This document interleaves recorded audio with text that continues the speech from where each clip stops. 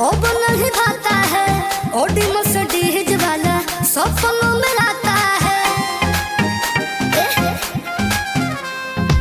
Thar Fortuner वाला अब नहीं भाता है, ओडी मर्सिडीज वाला सपनों में आता है।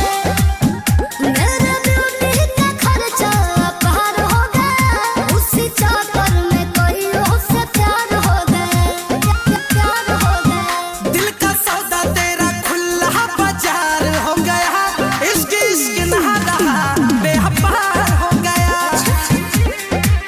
और दिल का सौदा तेरा खुला बाजार हो गया, इश्क इश्क नहा रहा बेहपार हो गया।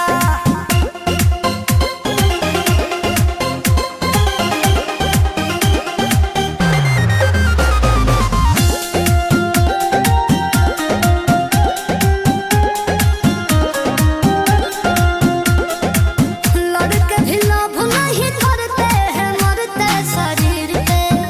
अरे लड़कियों का दिल काहे आता है खाली अमीर पे। इसके पास ना हो पैसा कैसा मर्द है, पैसा ही तो साला माथा का दौलत है। पहले एक था अकेला अब चार हो गया, कोई 20 तो कोई 40 पार हो गया, पार हो गया। दिल का सौदा तेरा खुला बाजार हो गया, इश्क इश्क नहा रहा बेहपार हो गया। और दिल का सौदा तेरा खुला बाजार हो गया, इश्क इश्क नहा रहा बेहपार हो गया।